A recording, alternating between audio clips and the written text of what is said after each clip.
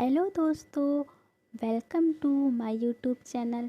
आज मैं फिर आपके लिए बहुत ही प्यारी, दिल को छू लेने वाली कहानी लेकर आई हूँ, एक घायल सैनिक। ये कहानी एक सैनिक की है जो वियतनाम में युद्ध के लिए गया था।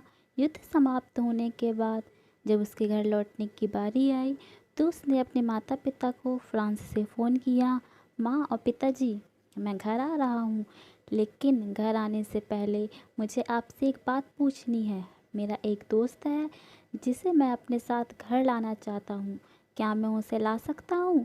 माता पिता ने जवाब दिया, बिल्कुल बेटा, यह भी कोई पूछने की बात है।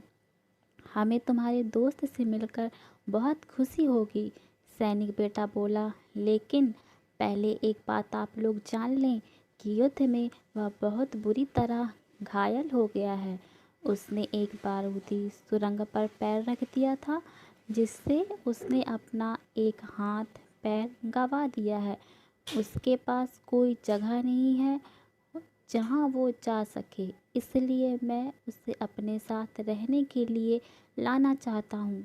उसकी यह बात सुनकर उसकी माँ बोली, बेटा, तुम्हारे दोस्त के बारे में जानकर हमें बहुत दुख हुआ।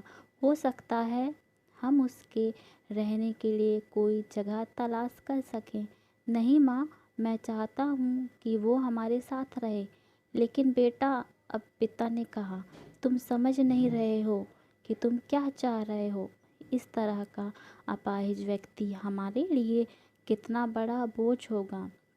हमारी अपनी ज़िंदगी है जीने के लिए और हम नहीं चाहते कि इस तरह की कोई भी परिस्थिति हमारी ज़िंदगी में दखल दे।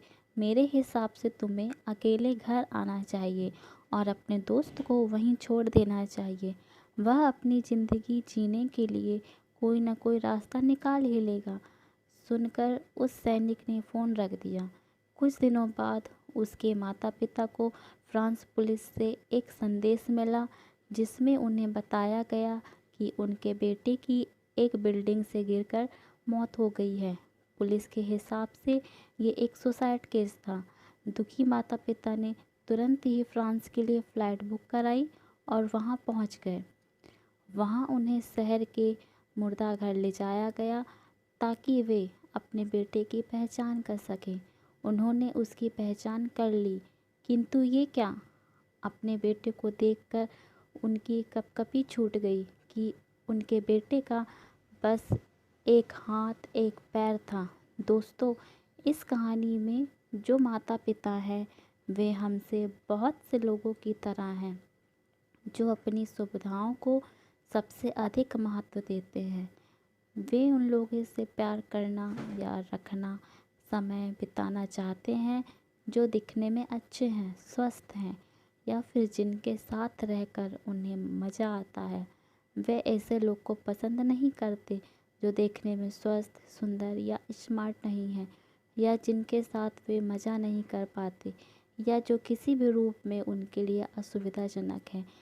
वे ऐसे लोगों से दूरी बनाकर रखते हैं जहाँ कभी कभी उनके इसी व्यवहार के कारण उनके सामने ऐसी परिस्थितियाँ उत्पन्न हो जाती हैं जब उन्हें पछताना पड़ता है। आइए लोगों को वो जैसे हैं वैसे ही अपनाएं और ज़रूरत पड़ने पर उनकी मदद करें। थैंक यू दोस्तों। अगर मेरी ये कहानी आपको पसंद आई हो तो प्लीज़ इसे लाइक करें और सब्सक्राइब करें और बेल आइकन बटन को ज़रूर दबाएं, जिससे मेरी आने वाली नई कहानियाँ आप तक ज़रूर पहुँचें। Thank you.